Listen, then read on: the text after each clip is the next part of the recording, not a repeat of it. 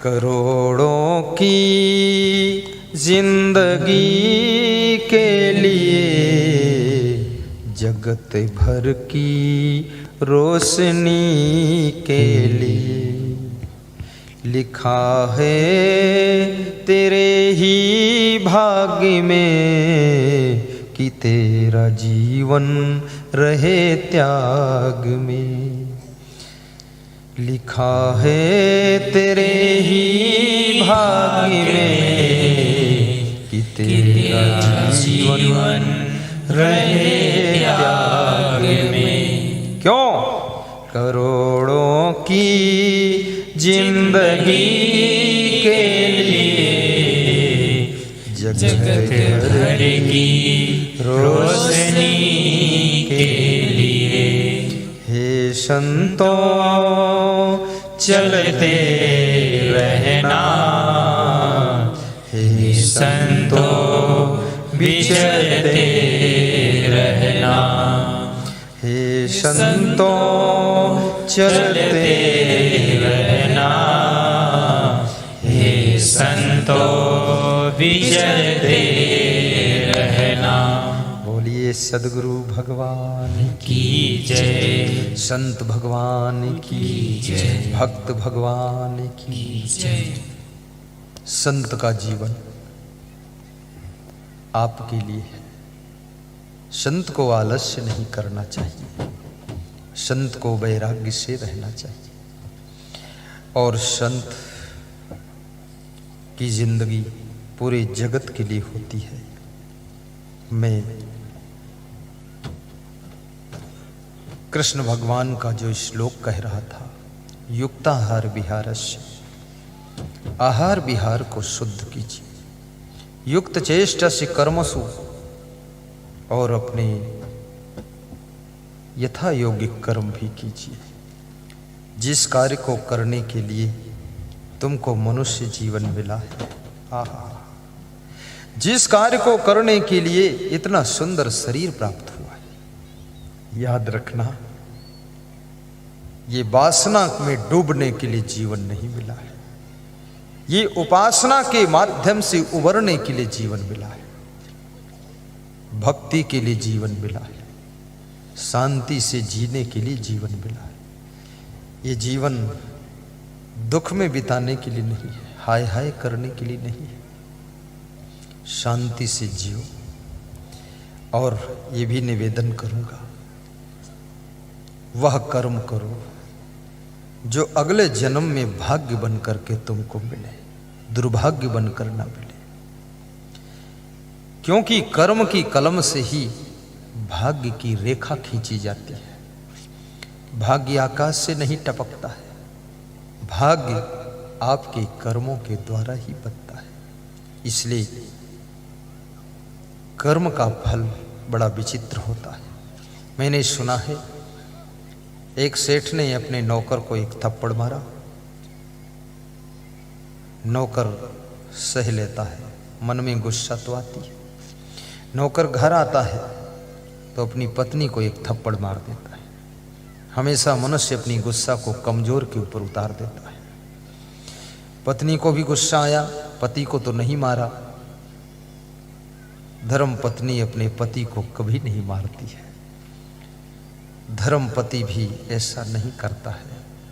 लेकिन पति कभी अगर पत्नी को डांट देता है, यदि वो साक्षात लक्ष्मी का रूप है, तो मुस्कुरा करके सह लेती है, नाराज नहीं होती है।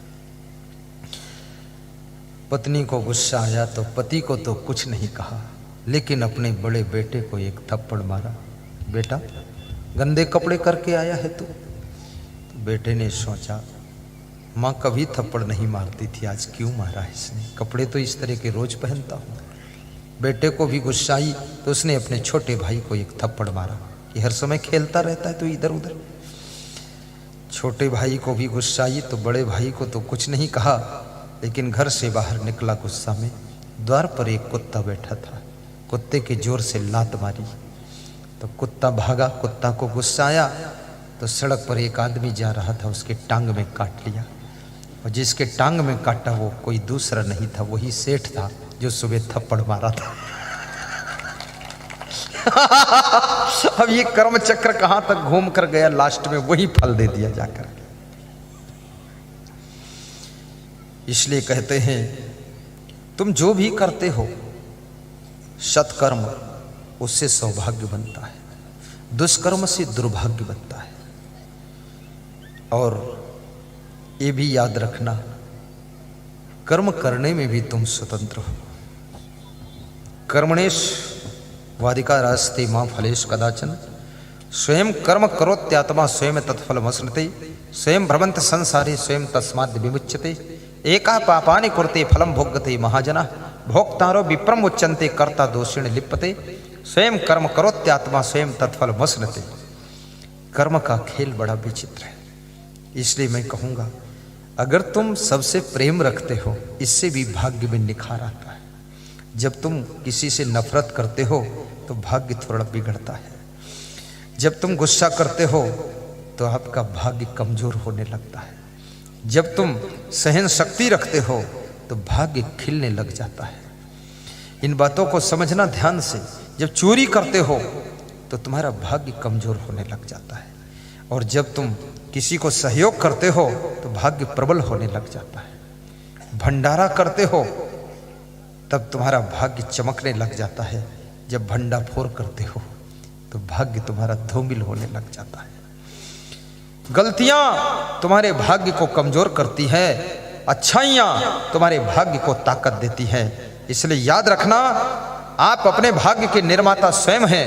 भाग्य को बिगाड़ने वाले भी आप ही हैं, भाग्य को बनाने वाले भी आप ही हैं। सत्संग केवल आपको एक दिशा दर्शन कराता है कि ऐसा करने की ताकत देता है जिससे तुम्हारा भाग्य सुंदर बनता चला जाता है। आप सभी सौभाग्यशाली बने। ये नए वर्ष के उपलक्ष्य में 14 जनवरी मकर संक्रांति पर्व के अवसर पर सभी श्रोताओं को आशीर्वाद प्रदान करती है व्यास गादी। मेरे गुरुदेव की कृपा मिले कि आपका सौभाग्य का सूरज उदय हो, आपकी जिंदगी में दुर्भाग्य का अंधकार न हो, आप सदैव सुखी रहे, प्रसन्न रहे, आपका कल्याण हो।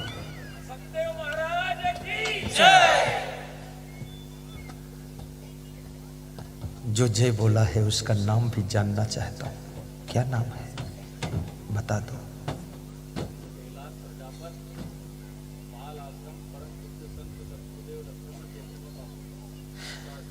परम पूज्य लक्ष्मण चैतन्य बापू जी पाल आश्रम से उनके शिष्य आए हुए हैं। ताली बजाकर विडंबन कर विराजिए। बैठी विधायिका जी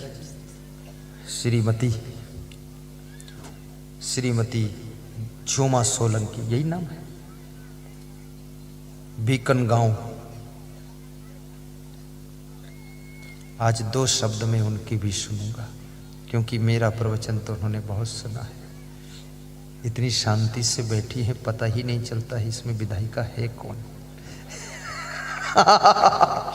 हाँ, बिल्कुल सरल और सब महिलाओं में मिक्स हो गई है। महिलाएं भी खुश है कि हमारे में मिक्स हो जाओ तो वोट भी फिक्स हो जाएगी। स्वभाव सुंदर है। धन्यवाद विधायिका जी को। वासुदेव मांगीलाल पटेल खंडवा से खड़े हो। वासुदेव भाई, ये हमारे आज के विशेष अतिथि हैं। वासुदेव मांगीलाल पटेल खंडवा, प्रमोद रमेश जी पटेल कालका। खड़े हो, मत खड़े हो। इतनी भीड़ में खड़े होने में भी तो थोड़ा शर्म लगती है। बैठे रहो, क्या जरूरत खड़े होने। वाह वाह वाह, जय हो जय हो। रामेश्वर पटेल बिठावल, संतों का भोजन 1 रोज का कराने की इच्छा थी। अब संतों के लिए सामान ला करके भेंट करेंगे। मिठावल वाले रामेश्वर पटेल साहब खड़े हो। कहाँ है रामेश्वर पटेल? ये इनकी इच्छा थी संतों को भोजन खिलाऊं। मैंने कहा भोजन है, तुम कुछ सामान ला दो। ये ला दे। शिव प्रकाश जायसवाल,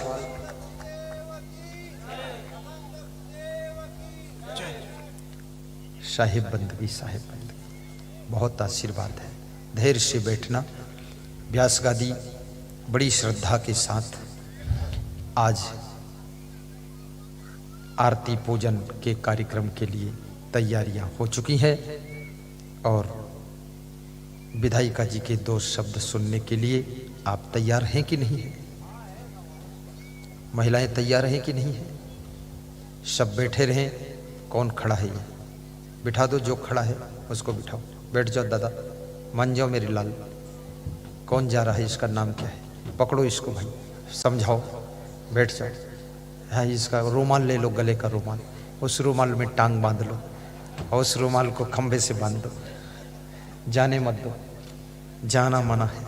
बैठे रहिए। विधायिका जी कृपया मंच पर पधारें।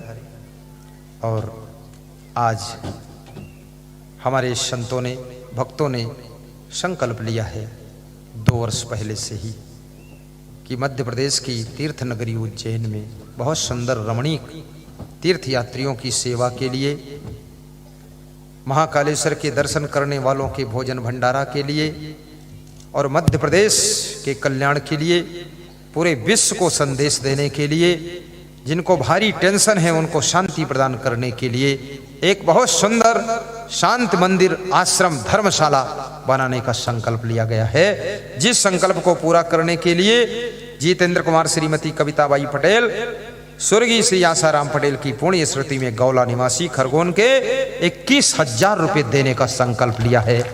6 महीने बाद राशि देंगे, आज संकल्प लिया है। आइए विधायिका जी के हाथों से आप सम्मान पत्र प्राप्त करें। प्रणाम कर लो, आशीर्वाद। जय हो। ठीक, धन्यवाद। कुशल मंगल। ठीक। Shri Arjun Singh Raghuvanshi, sub inspector police Bhopal, आप आइए। आपने 15,000 रुपये देने का संकल्प लिया है उज्जैन आश्रम के लिए। आगे से मत आए, कोई आगे न निकले, कैमरा चल रहा है। मान जाओ मेरे लाल, आगे न निकलना।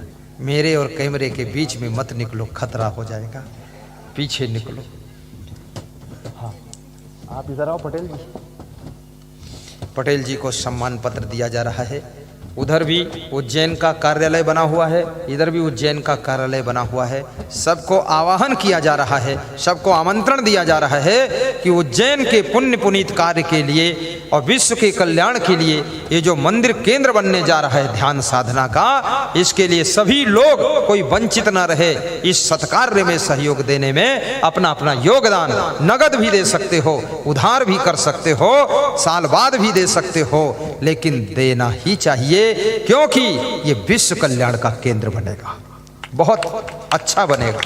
1 लाख तीर्थयात्रियों के ठहरने का प्रबंध होगा, 1 लाख तीर्थयात्रियों के निःशुल्क भोजन का प्रबंध होगा और 1 लाख तीर्थयात्रियों के प्रवचन सुनने के लिए बहुत बड़ा मंडप होगा, लॉन पार्क होगा, गाड़ी खड़ी करने का स्थान होगा और वहां संस्कार विद्यालय होगा। जिनके बच्चे ज्यादा बिगड़ रहे हैं, राक्षसी प्रवृत्ति में जा रहे हैं, उनको 1 क्लास के टीचर पढ़ाएंगे।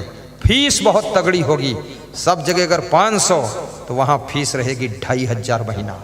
लेकिन टीचर ऐसे होंगे जो 1 लाख महीने का वेतन पाएंगे, 1.5 लाख महीने वेतन वाले। हिंदुस्तान का छठा माइंड इकट्ठा किया जाएगा। ये लोकलिटी वाला काम कुछ नहीं होगा।